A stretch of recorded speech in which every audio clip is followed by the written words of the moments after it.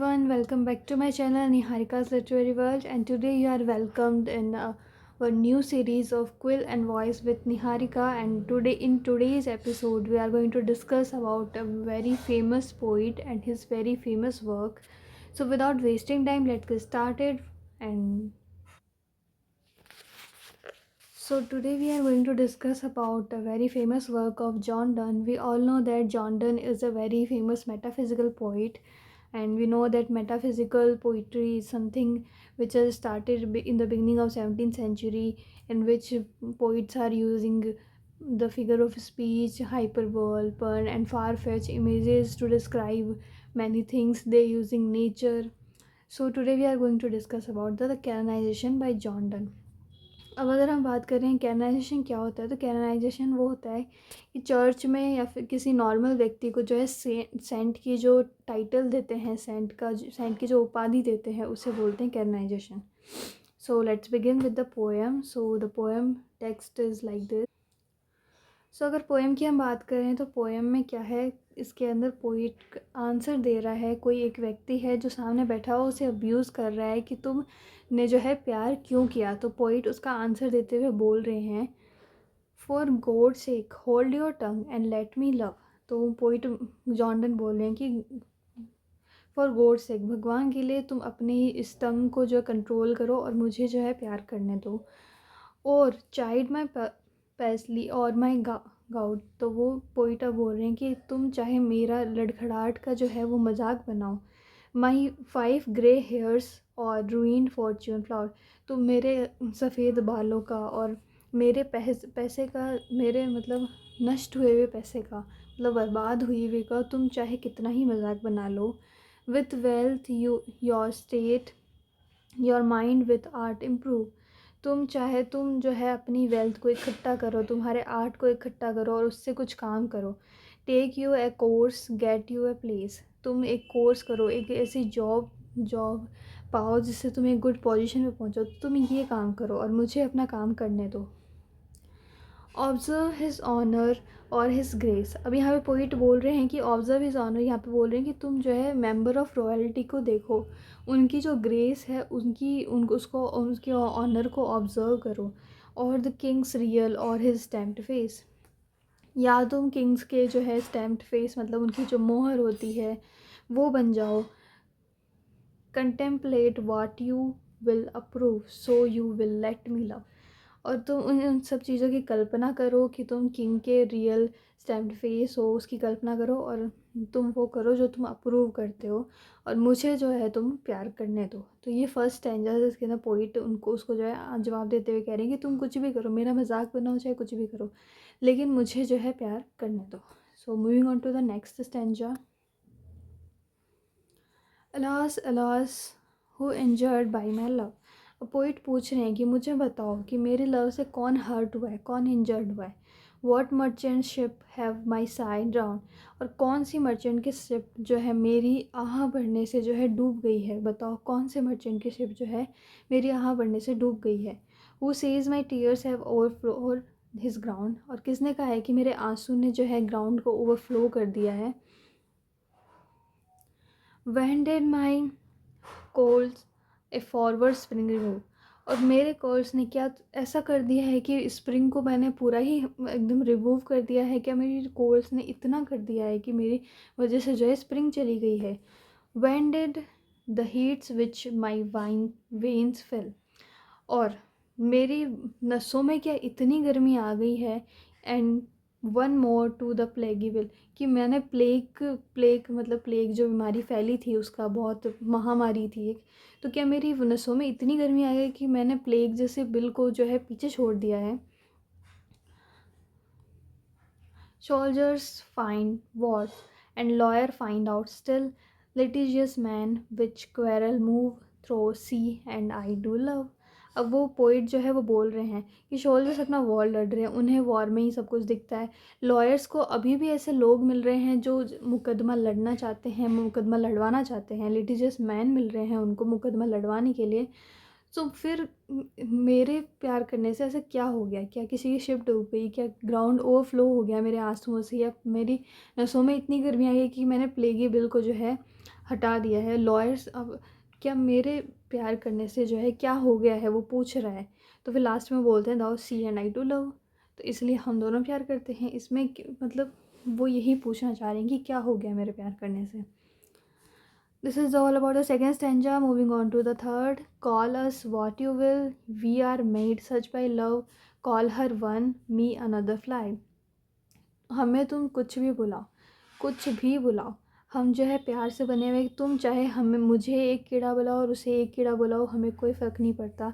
We are taper too and at our own cost die. हम taper means candle, हम मोमबत्ती के जैसे भी हैं और हम अपनी ही कोस्ट पे जो है मर जाएंगे। मोमबत्ती कैसे अपने आप ही जल के और अपनी ही उसमें जो है मर जाती है। So die because of our nature, तो हम अपने ही कारण अपने खुद ही मर जाएंगे। And we in us find the eagle and the dove, और हम हमारे अंदर हमारा एक ईगल भी है, एक डो भी, एक कबूतर भी है। The phoenix riddle hath more, phoenix की एक रीडल है कि फिनिक्स अपनी ही राख में जो है वापस ज़िंदा हो जाता है, मतलब वो 500 सालों में एक बार मरता है और अपनी ही राख से दोबारा ज़िंदा हो जाता है। तो फिनिक्स रीडल की तरह है हमारा। We die and rise in the same, ऐसा है।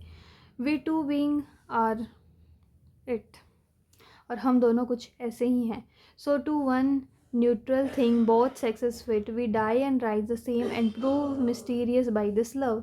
सो वो बोल रहे हैं कि हम ये जो है वन न्यूट्रल थिंग है जो कि बोथ सेक्सेस को फिट करती है। हम डाई होते हैं, हम वापस खड़े होते हैं उसी सेम जगह से, उसी सेम ओरिजिन से, और हम प्रूव करते हैं हमारे मिस्टीरियस लव को बाई दिस। तो इसके अंदर उन्होंने बहुत सारे मेटाफर्स का यूज़ करके बताएगी कि हमारे फिनिक्स की तरह है। उन्होंने ईगल और डॉग को यूज़ किया है, उन्होंने कैंडल यानी टैपर को यूज़ किया है, फ्लाइज को यूज़ किया है, तो many metaphors are here. So this is all about the third stanza. Moving on to the fourth. Fourth stanza says that we can die by it, if not live by love, and if unfit for the tombs and hers, our legend be, it will be fit for the verse. अब इसके अंदर poet कह रहे हैं कि हम मर जाएंगे और हम नहीं ज़िंदा रहेंगे तो भी हमारा जो प्यार है वो ज़िंदा रहेगा। And if unfit for tombs and hairs, अब वो बोल रहे हैं कि हमारा प्यार जो है चाहे टोम यानी कब्रों की कहावतों के लिए शायद अनफिट है, और हमारी जो कहानी है वो भी मतलब एक वर्स प्रोज फॉर्म में अनफिट है, लेकिन हमारी कहानी को जो है वर्स यानी पोइट्री फिट करेगी। हमारी कहानी जो है पोइट्री में काफ़ी अच्छी लिखी जाएगी। And if no piece of chronicle we prove, और अगर इस क्रॉनिकल के पीस से भी हम कुछ प्रूव नहीं कर पाए तो वी विल बिल्ड एस इन सोनेट प्रिटी रूम्स, हम सोनेट्स में अपना प्रिटी रूम, सोनेट्स हमें पता है एक लिटरेरी डिवाइस है जिसके अंदर 14 लाइन होती है, 14 लाइन्स के स्टैंजाज होते हैं जो डिवाइडेड होते हैं ऑक्टेव्स एंड सेस्टेट में, और उनमें कपलेट्स भी होते हैं। सो हम अगर इनमें भी अगर टोम की मतलब कहावतों में, लेजेंड्स में, वर्ड्स में, इनमें भी हम कुछ नहीं कर पाए तो हम सोनेट्स में अपने रूम बना लेंगे। as well as wrought urn becomes the greatest assets as half acre's tomb, and by these hymns all shall approve us canonized for love। अब जो है पोइट यहाँ पे बता रहे हैं कि हम चाहे मतलब, और जैसे ये जो अर्न है, ये जो कल्पना का जो कलश है, ये जैसे ही टूटेगा एशेज़ में इनका इसका जो नष्ट हो जाएगा, और हाफ एकर्स के जो टूम बने हुए हैं, ये कब्र बनी हुई है, ये मॉन्यूमेंट्स बने हुए हैं, ये ख़त्म होंगे। जैसे hymns, hymns means poem. In last video we have talked about hymns also. Hymns are written by Cynewulf कैडमॉन।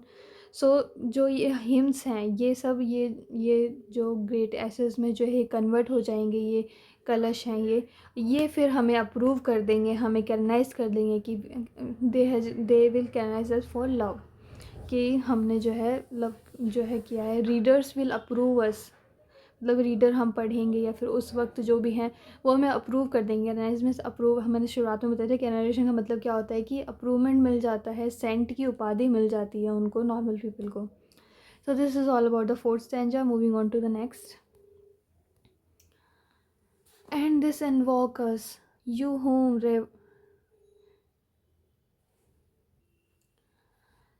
you whom revender love made one another hermitage, you to whom love was peace that now is range, who did the whole world's soul contract and row.